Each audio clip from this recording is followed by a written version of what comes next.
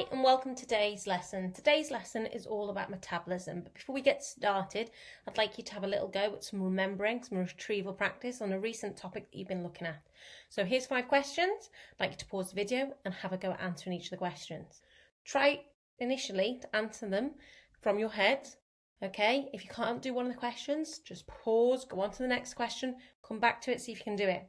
If you still can't answer them, have a little go with some of your notes and see if that helps. Okay, pause the video now. Okay, so you should have had a little go at answering these questions, and these are the answers. Okay, so have a little go, make sure you've got them in your head now. So what we're looking at today is metabolism. So what is metabolism? Defining it, understanding the examples of metabolic reactions, and knowing why metabolic rate is different in different people. So this is the specification. This is what you need to be able to do. You need to know what metabolism is. I'll pause it here so you can have a little read. Okay, so as you can see at the bottom, it says all these aspects are covered in other places that you are studying your GCSE as well, but this kind of just brings them all together. So it's a nice little topic, little lesson here.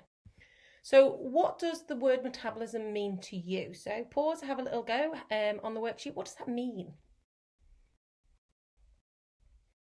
Okay, so you might have different ideas on what you think metabolism actually means. You might have heard of it.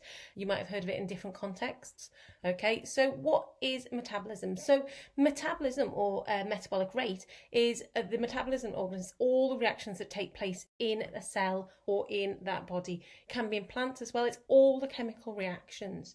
So metabolism is what all the energy is used for from respiration for all the different chemical reactions inside the body. But don't forget that respiration is also a chemical reaction, so part of metabolism is actually respiration as well. So it's what energy is used in the body for all the chemical reactions that take place. Okay, so energies can be produced by respiration. It can be used for heating the body. It can be used to maintain the constant temperature of the body. It can be used for making molecules or breaking them down. But don't forget, energy is needed for respiration as well. So it's needed for respiration. So metabolic reaction is also included in respiration. Respiration is an example of a metabolic reaction. So there's hundreds. So anything such as the conversion of glucose to starch, glycogen, cellulose, that's a metabolic reaction. The formation of lipids from glycerol and fatty acids. The use of glucose and nitrate ions to make amino acids and proteins. Don't forget, amino acids are the building blocks that make proteins. Glycerol and fatty acids are the building blocks that make up lipids. Respiration, like I just said, respiration is a metabolic reaction, and photosynthesis if we were in a plant. Okay, so what affects the metabolic rate? Now, in people, we're all different, so we all have different metabolic rates. We all use the energy in our bodies differently, okay? And it can depend upon your age. As you get older, your metabolic rate decreases. Your gender, men have a higher metabolic rate than women. Inherited factors, body size, weight, exercise level, it's how efficiently you use that energy for those chemical reactions. Pregnancy, you require more energy because you have more chemical reactions happening. You have a higher metabolic rate. So, true or false? So I want you to go through each of these. I'll just move myself across a little bit. I want you to have a go at each of these, my little floating head, and say, are they true or false? And if they're false, can you correct them? So just pause the video, read them, decide if they're true or false, and if they're false, write a correct version. Okay, so we're just going to go through the answers now. So number 1, energy transferred by respiration only heats the body. It doesn't only heat the body. What else does it do? Okay, so that's false. So what else does it do? Have a little look back through your notes. Metabolism is the sum of all the reactions in the body. Yep, that's right. That's the perfect definition. Number 3, metabolism only breaks down molecules. Does it? No, it also creates molecules, doesn't it? It's also things joining together as well as breaking apart.